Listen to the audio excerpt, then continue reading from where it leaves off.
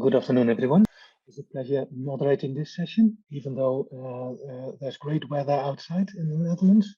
It's a pleasure having you here. I think we have an interesting program with two use cases of institutes that use a specific tool that brings in AI to support academic writing. One case of Avans, one case of the Erasmus University Groningen. And we have Jo elaborating on the vision, the product vision for the future. We'd like to start with an introduction round for you to get a bit familiar who will be speaking. Can I start with Rosalind?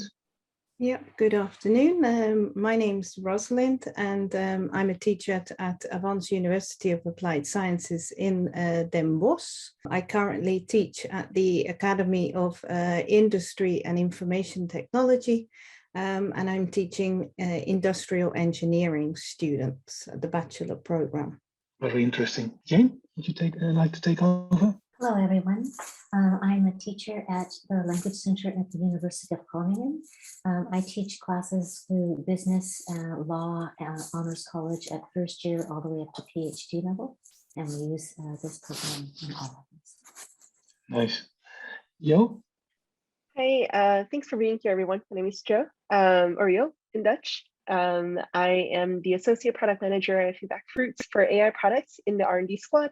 So my team and I have spent a lot of hours developing automated feedback, and we're also looking toward the future to use AI to improve education. So I will talk about that in a bit. Nice. I'll take you through the program of this coming hour. A small introduction of the speakers. Then have Rosalind and Jane elaborate on the way they use the tool within Avans and Erasmus University at Groningen. We hand it over to Jo for a product vision, and there are some closing remarks of myself. I'm Winkel, Innovation Manager at Erasmus University, and one of the initiators of building this product together with Hogeschool Rotterdam and FeedbackFruits. And I'd like to hand over to Rosalind for her presentation on the tool within Avans. Rosalind? Okay, so I talked a little bit about myself already. I introduced myself. I said I was teaching English. Specifically, I teach business English and English for specific purposes related to industrial engineering subject. We have English programs in the years 1, 2, and 3 of our bachelor degree program. And we mostly have groups of 30 students per class, and per year group, this can range between 120 to 180 students in total. We've seen our numbers fluctuate in the last few years due to Corona and other things, I think, like many universities. I work with another teacher, so we are working together with 2 teachers. So a great number of students and very few teachers, which is why FeedbackFruits is one of our friends currently at this moment in time. I'll tell you now a little bit about our educational modules before we use the tool FeedbackFruits and automated feedback. We specifically began using with our course Informing Management in English. Every module that we have always has 2 workshops dedicated to writing, where we teach the students the ins and outs of a certain writing aspect. In the user case that I'm going to be talking about, this was writing an email. We used to do peer feedback during the actual class. So during one of the workshops, the students would bring their piece of writing, a draft copy on printed copies or on their laptops to do peer back together.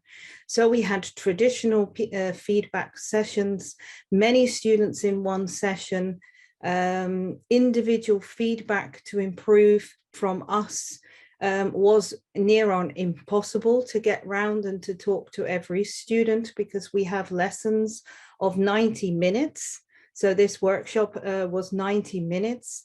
So there were students' frustrations, and there was a lot of time taken up with peer feedback actually in the class where we could have spent that working on the writing aspects. And of course, then we also had students that arrived without any work sometimes, and then what to do with those students who then had nothing with them to work with. In this course, as I said, they're working towards a B2 level of English on the CEA framework, and they're mainly 18 to 25-year-olds Dutch natives, and they range between A2, B2, sometimes C1, so they're all a mixed ability. All instruction is always given in English so that they get an authentic and immersive learning environment. And we have, as I said, the workshop of 90 minutes. This course where we first put the peer feedback in was the learning objectives were to effectively communicate with management at a company via an email. So they were to write a series of 3 emails to management, looking at the company's processes and informing them of issues within the processes and how management could solve them, and that in a business English. Moving on to the next slide, the after. So how it looks now since we've begun to introduce FeedbackFruits into our workshops. We still have the setup of 2 workshops dedicated to writing. However, now what's different, instead of doing the peer feedback in class, we now do the peer feedback online using the FeedbackFruits tool with the AI feedback as well. So we use a combination of peer feedback and automated feedback. This means that students do their feedback on the laptops in their own time. They're given time to work on feedback together. And for each of the 3 email writing activities that we had, the students could use the automated feedback tool to get instantaneous feedback suggestions on criteria that we had already put in using the tool. We adjust it to meet our needs according to sentence length, punctuation, word count, etc. But also, moreover, we also use peer feedback tool where we incorporate the grading rubric there into the FeedbackFruits peer feedback.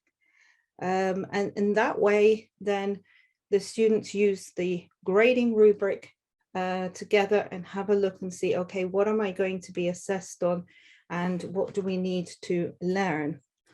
So looking at what has changed or what has stayed the same, the amount of workshops have stayed the same, but we've gained more time in the workshops for activities and actual practice. As I said, we use the automated feedback within the first 3 weeks at home as homework. And our role as a teacher is more of a teacher role in the lessons. So more of a guiding towards the understanding of the criteria on the rubric, activities in the class, and students know then where they're going when giving the feedback. We also make use of the comments function and the analysis functions that you can download with FeedbackFruits to let us know whether they have queries and to generate reports on where there are certain aspects that are causing issues. If I look at what challenges we now see being resolved with automated feedback, is that we've got more time to explain, as I said, the learning goals. Students understand the rubric better and what is expected of them. And it takes a little bit of pressure off us and brings it back to more student-centered, learner-centered. And then moving on to, so yeah, the overall results, as I said, is practice with giving feedback, which is always good for the future. Instant automated feedback to improve their writing and an understanding of objectives. And for us, we can pick up on those simple and common mistakes that quite often occurred. What we see is the automated feedback can help students eliminate those before they hand in their final submission. So the students learn automatically already, and we have more time then to practice the skills that we wish to put more focus on. So general evaluation and a future for us. We use it at the moment for, as I said, for academic writing and business writing. Well, how do we see it in the future? I have had many conversations with FeedbackFruits in the past, because there is still improvement needed. It is a robot. It isn't perfect, unfortunately, and I think there are more specific business at times than academic. And can it actually correct in the future on its own? I don't think not yet, as it's on its own, but yes, as a tool to find issues from a rubric. So we're now looking into how can it help us as teachers further with grading. So not only peer feedback for students, but how can it also help us more as teachers? So thank you. I hope that sort of summed up our user experience. Thank you, Rosalind, for this fantastic presentation. Then I will now give the opportunity for some questions and answers. Maybe Ted can open the Q&A. Rosalind, do you already notice qualitatively better products?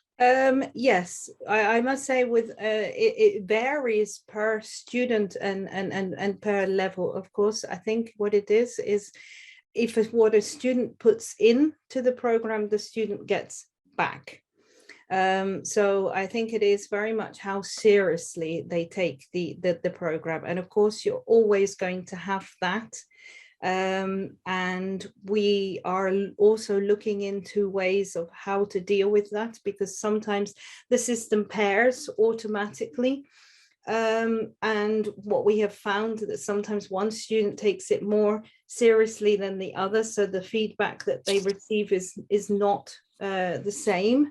I mean, with the automated feedback, you don't get that comes from the system. So we see there, yes, that they already are more aware of the mistakes they are making. I've said in the past, there are other tools out there. I won't mention any names, but they automatically correct students' work, which is fine, of course. However, I feel that then students don't learn from their mistakes. What I like about it is that it picks up and it says that something, but it doesn't actually correct it.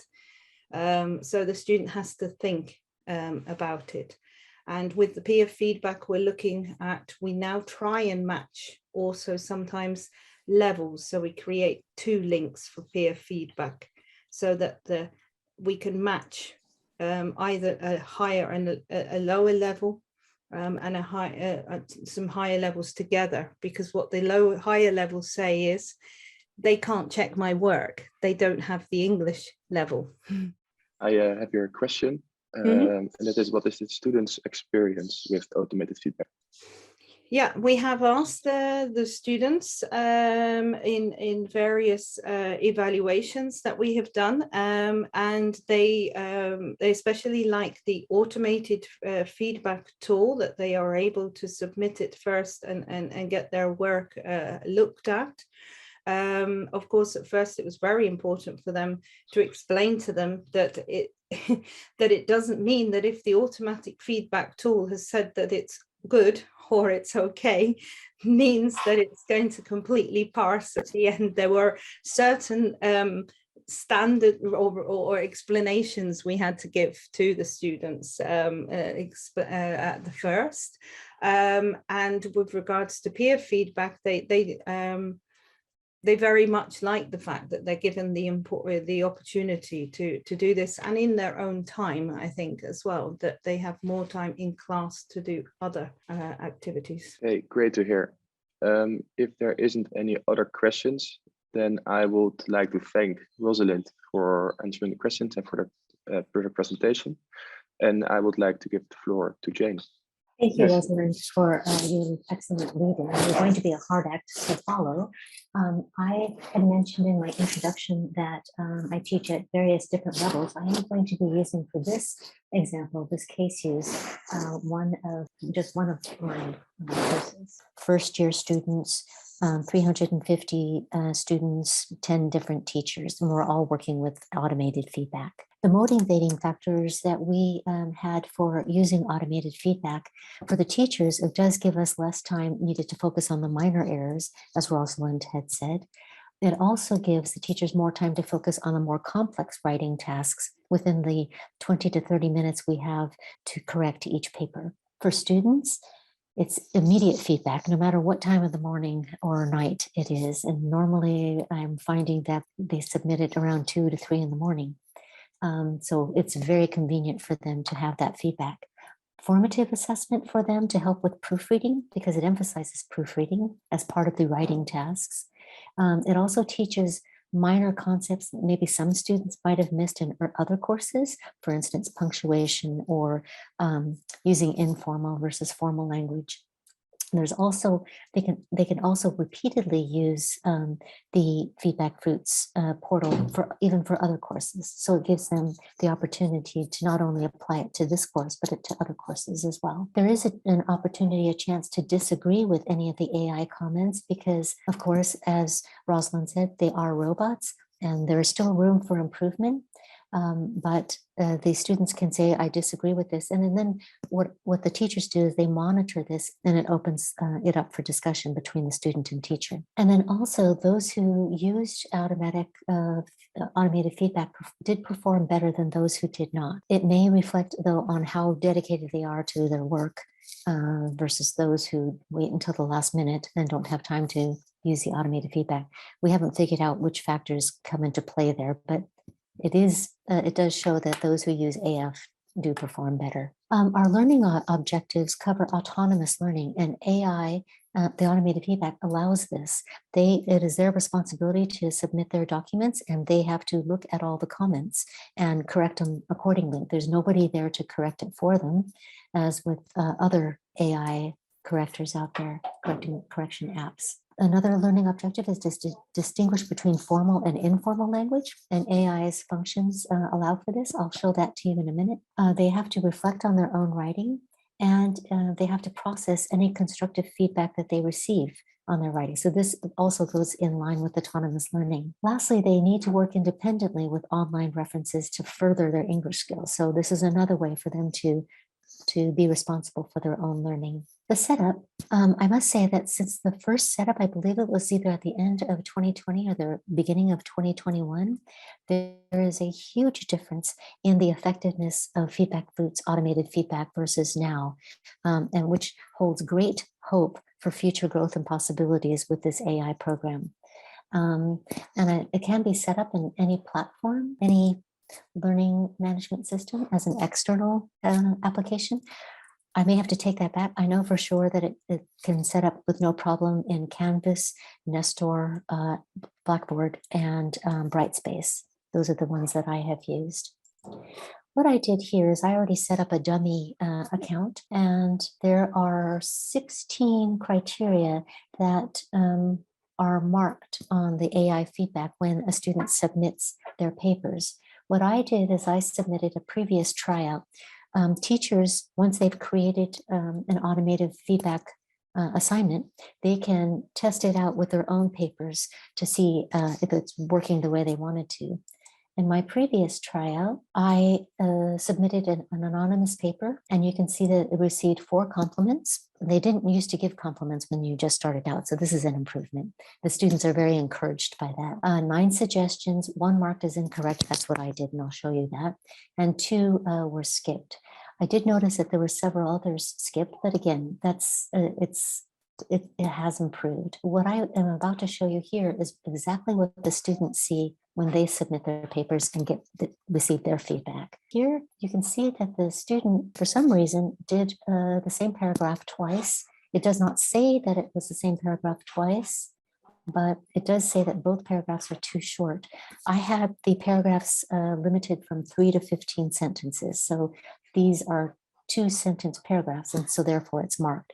The teacher does have leeway, though, to specify as to how many sentences constitute a paragraph, or to eliminate this function altogether. There are no mistakes with abbreviation introduction, so it gets a green light here. Formal writing style, suggestion, show comments. And it seems you're using a coordinating conjunction at the start of a sentence here. In this case, okay, everybody remembers the 7 coordinating conjunctions, fan, voice, for, and, nor, but, or, yet, so. In this case, it's not a coordinated conjunction, it's a preposition. So we can disagree here. We mark as incorrect, and then we just say, in this case, it's a preposition. So not only does the student have the chance to correct the corrector, but it also allows the AI program to further improve. So it's a win-win situation all around. We're just going to go over a few more comments. Personal pronouns. In academic writing, we don't use the first and second person, and it does catch them. However, there were some missed ones. For instance, your was missed, your. What I have the students do is, okay, if you find any I or you, if the automated feedback finds some I or you, I suggest you do a Control F or Command F and look for I, you, us, our type of mistakes. Okay, I won't go any further, but I did show you then the comments for all of this paper. The green counts as compliments. I did show you how to correct the corrector. And the outcomes are, we use it when we assign the automated feedback. The students do get a bit of their part of their grade for that paper, that paper assignment as credit for using it. So they are forced to use it. After the initial forcing of using it, they are really happy to use it because, as I said, they managed to submit their papers at 2 or 3 in the morning, and they can pretty much use it for their other courses. I suggest demonstrating it to the whole class at first in detail so that they can feel comfortable with it, because as all humans are, most humans are, we are averse to change, or averse to new experiences. And this demonstration really helps with their acceptance of the program. An increasing number of students we're finding, since now we've used it for more than 2 years, almost 2 years, are seeing its value. And as the program itself improves, we're even seeing better compliments about it. I just am at the end. I'd like to thank you for your time. And if anybody has any questions, you can ask them in the Q&A, or you can wait until the end. Yes, thank you very much, Jane, for this insightful presentation. Question to you, Jane. From your perspective, what would be some desired changes to the system? How would it run even better? There are, when I was approached 2 years ago to help with this product, I submitted a 22 item list of common errors, and not all of those have been addressed. Some of them can't be addressed by AI. And the biggest, the most important one is number 8, which is informal language. And that encompasses so many instances of what constitutes informal language. And I see them slowly adding to this. So I think maybe when you address, I mean, I'm just amazed at how many you address now. So to answer your question, I'm looking for more improvement as you go along. What would happen if you use this tool for Dutch texts? That might be a question for Joe. Yeah, I think so. I can answer that. So we have around 30 criteria at the moment, and about 15 to 20 of them, depending on how you count the criteria, because we have some further configuration under the main criteria. About 15 to 20 of them are English only, and those refer to mostly academic language criteria. So that includes things like grammar, active voice, and spelling. And for those, we do not detect we do not provide any feedback on Dutch language, simply because it's harder to train language models for English and Dutch at the same time. But for all the other ones, the support is universal, meaning that if you selected things like references, in-text citations, or page numbers, or most of the other criteria, if you use it for Dutch text, it will function just like it does for the text that you just saw that Jane presented. I don't see any more questions at the moment. Then I would like to thank Jane for the presentation, and I would like to give the floor to Joe. Okay, so as I said before, I'm going to present a little bit more about where we're moving forward with automated feedback or the AI vision here at FeedbackFruits. Before I dive into the general vision, I would like to talk about what we're doing right now in terms of improving automated feedback. I think Rosalind and Jane both addressed a very important issue, which is to enhance student autonomy and their feedback literacy through means of academic writing. So through our collaboration with educators around the world, we found out that one of the main value that we can deliver through a tool like automated feedback is not just through the technology itself, but also how we present the information when it comes to pedagogical value and learning. The way that we write our feedback, the way that we direct students to different academic resources help tremendously in improving their way of managing their own learning. So what we're doing right now is actually to go through all the feedback that we give in the automated feedback tool, and we are trying to rewrite them from scratch, pretty much. We want to look at how the feedback is written, whether they address the errors or inaccuracies that students might have in their academic writing, and then we want to provide them with informative guidance on why they should be writing a certain way and what they can do in the future to avoid mistakes or make their writing better. So that's one thing that we're addressing at the moment. And we're also developing more student-oriented features to give access to hopefully more students, even without more intervention from the teacher. So we learned from a lot of instructors that the setup for automated feedback is quite easy and they don't mind setting it up. But we're also imagining kind of a writing tutor, writing center scenario where students can autonomously ask for feedback from automated feedback themselves without the teacher addressing it, without the teacher setting up such an assignment in their course. And we're working with Deakin University in Australia on that. In addition to improving our current tool, we're also experimenting with new criteria, and that includes developing more complex skills and more complex language models, such as to address informal language like colloquialism or slangs in student writing, because we do know that that could be a problem in some environments. And we do that by also collaborating with academic writing and domain experts. In addition to that, we're also doing some more improvement on the UI and UX, as well as the technology to improve the performance of the tool. And finally, we're looking into providing better insights in how the students are learning or improving their academic writing. Over time, we want to provide better insight on the progress of students and provide better data if they're meaningful to student learning. And again, we're working with instructors on that to see which are the most important data analytics for them to look at if they want anything at all in that field. So that's what we're currently doing with automated feedback, and hopefully in the next few months or so, we're going to be releasing a lot more new features and new development.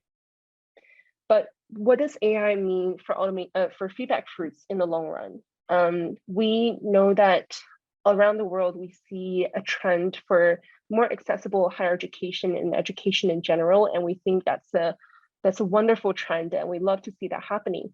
At the same time, to address the scaling issue, we see and also because of COVID, we see an accelerated growth for digitalization in education. So as we see that happening, we can use AI as a tool to address some needs and problems that emerge with those trends. As we see it, there could be very large cohorts in a class with hundreds of students, but very few teachers. But the learning itself shouldn't change. It should be personalized, and that's at the core of FeedbackFruits' belief. So for us, it's a tool that we can use to provide personalized learning or guidance for students in a scaled education environment, and of course, provide assistance to their instructors. Before I dive more into how automated feedback wants to approach this, I want to put us on a map, basically. So this comes from a systematic review on AI technologies in education, specifically, I think, higher education at the moment. We see, actually just in education, not just higher education, I'm sorry. So we see that there's 4 main themes of different ways that you can use AI, and automated feedback stands on the far right here, falling into assessment evaluation. This basically means that we look at student work, their performance, and then we provide some kind of assessment and evaluation on how they're doing. And a lot of other tools that you might be familiar with fall into that category, such as IELTS or TOEFL. They use automated grading in their writing or speaking assignment component of their test, and Turnitin also use some kind of AI, for example, in plagiarism check. And we also see adaptive systems and personalization that includes addressing needs of students and their learning journey, providing different materials. And usually that includes some kind of representation of knowledge and concept maps. So Duolingo is a great example of that, as well as Alex, which is by McGraw-Hill. And we also see intelligent tutoring system that wants to be there for the student every step of the way to provide them with course content and diagnosis of their strengths and weaknesses of each student, and curating learning materials basically every step of the way on their learning journey. The difference between ITS and adaptive systems is actually quite vague. They could be merged into the same system and they could be doing exactly the same thing, but the difference here is very vague. So let's keep that in mind. And then last, we see some institutions using AI to make decisions for admission, dropout, and retention, and that's usually based on profiling and prediction on student performance. So we see that automated feedback here falls into the assessment and evaluation part. And what we want to do eventually is more toward the center of this map, which is on personalization and intelligent tutoring. What that means is that we want to use not only this, we not only want to provide feedback on student work, we also want to help them achieve a growth mindset and use that insight that they have into their learning for their future learning, so that AI can support them learning from different resources and have a better understanding of how their educational journey is going. So we recently had a conference hosted by FeedbackFruits, the Inspire Ed conference. And in that conference, we had a presentation on AI and the technology. And we asked the participant in which area they're most likely to use an AI-powered solution. And we see that the hottest topic that we're seeing right now is assessment and evaluation, as well as personalization and adaptive systems. And that is very understandable. Just like you saw in Jane and Rosalind's presentation, we do have a problem of not having enough resources to provide the personalized feedback to their students. And then on another side, a biggest concern for using AI in the context is privacy, ethics, and equity, as well as instructor and student receptiveness. And that means maybe because of concern on the privacy and ethics topics, instructors and students might not be completely ready to use AI in their educational journey, teaching and learning journey yet. So what does that mean for us? That means we are going to explore first into data collection for students. At the moment, we are not collecting the work data from student submissions in automated feedback. We don't use their work directly in improving our AI model. We do use the objections that Jane has shown in improving our model, but we do it manually. So we look at the objections that they already have and say, okay, maybe this error points to some kind of inaccuracy in our language model, and how can we address those issues? And we do that on a very regular basis and address it very systematically. But down the road, we understand that data as the basis of all AI models, we need to collect more of them, and we need to use whatever resources that we have to provide more training data for our AI engines. So we want to come up with a better data collection policy, an accountable and transparent one that students and teachers can opt in, and then help us improve the AI engines that we have at FeedbackFruits. And from there, then we can provide them with their insights on learning. So that means, how have you improved, and where are you going next? And again, all of these needs to be in consultation with the teachers and students who are using these tools. And once we have those insights on learning, we can think about personalization. That personalization could mean curating contents. It could be recommending learning activities to teachers or students. It could be recommending students on academic resources that they might need on academic learning, or on academic writing, or in other different assignments or activities. Eventually, we want to achieve some kind of all-around AI-powered teaching and learning in all of our tools. But again, this is a very grand vision, and we don't really have a very clear roadmap on how we're getting there yet.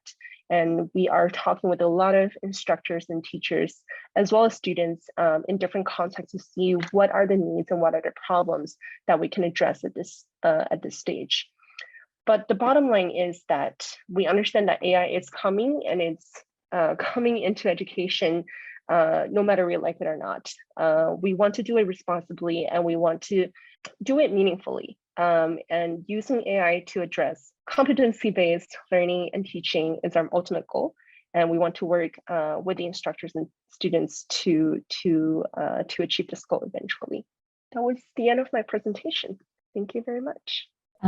You mentioned in one of your frames, I think it was the second to the last one, where you envisioned groups of students with fewer teachers. In which setting then were you describing? Oh, I don't think I was meaning that I envisioned it, but I think that's just a trend that we're seeing right now with more students coming into university. There are bigger class sizes, but not a lot of teachers in general. Okay, thank you for clarifying. Yeah. I see here a question saying, can you please explain what the signs beta and en mean behind the criteria and without the signs? Yes, of course. Beta means that so we have three phases right now for all of our features actually at FeedbackFruits. We have stable, which are features that are not labeled at all. Those are all stable. And we have beta, which is the one they already saw, and then experimental. So for automated feedback, specifically, experimental features are ones that we have got requests for and are technically possible. They have passed through very, well, not basic, but enough technical experimentation that we know that it's working at a very rudimentary level. And we're testing it with a small number of teachers, usually not students, to see whether it's actually working as intended. So we evaluate its pedagogical value and make sure that it can reach a next step of accuracy and intended performance. So usually when we look at the accuracy of prediction rate of the language models, you're looking at maybe about 60 to 70%.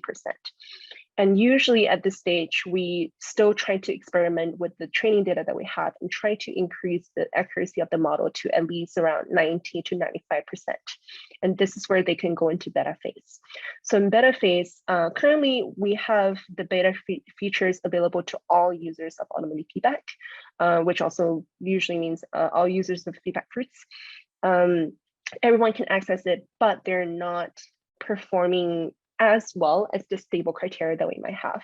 These features are usually ones that are a little bit harder to develop, and they're usually using natural language processing models, and they could produce errors at a larger margin compared to the stable criteria. So one good example would be the formal writing style. So we understand that informal and informal writing style are harder to detect than something, say, like personal pronouns. So those need a lot more data to train, and they need more assessment on their performance. So those are available at a larger scale, but performing less stably. But they still usually have around 90 to 95% accuracy rate. And all of our stable criteria at least have 95% accuracy rate in the prediction models that we have. EM means English. So those are criteria that are only available in English. And as I said before, they're usually academic language criteria. I hope that explains it thoroughly. Thank you. Blew them all away, Joan. It has been very insightful. Thank you very much. Thank you also to Rosalind and Jane for very insightful use cases. I will close off with some slides. All the slides and the recordings will be made available to all of you. So if you've been writing to take notes, is of course welcome, but all these slides will be sent to you after this session. If things went a bit quick and you want to read up to the use cases, there are currently 5 use cases from different institutions. So I listed them here with a URL that you can look into. Recently, Joe and I wrote an article for a conference, the UNIS conference. It's quite a big conference, and we were honored to receive a Best Paper Award. I included a reference to it. It includes quite some details on the workings of the tool. It might be insightful for you to catch up with that article as well. And a closing remark, this session has been held in the month of AI for higher education. There are many more events that you can consider in following. I included the URL and a special note to the meeting of the Special Interest Group AI in Education. It's a community meeting, and in that meeting, together with the community, we set a year plan for the next year. And we very much like to have input on the priorities that are important to you, so that we can take that into account in our year plan. That's it for me. If there are any questions, we can take any additional questions, last minute questions. I have one question here, and it is it possible to contact one of you to get a deeper understanding of how you have applied automated feedback in your own education? And it's a question to Rosalind, Jane, or to the audience? I think to everybody here speaking. Of course, I'm more than happy to take answers. I know Joe is very eager in helping everyone with questions. And my email was at the end of my presentation, so anybody who wishes to contact me is more than welcome to send an email and ask some questions. And I did not put my email address in, but when I submit the files to you, Ted and Wilco, I can go ahead and make sure it's in there. Thanks very much. Well, we are a bit ahead of time. It allows you to have some refreshment or stretch your legs. Thank you very much for your time. Very grateful for to share these experiences, and I hope to see you next time. Thank you very much. Thank you very much, everyone. Thank you, everybody.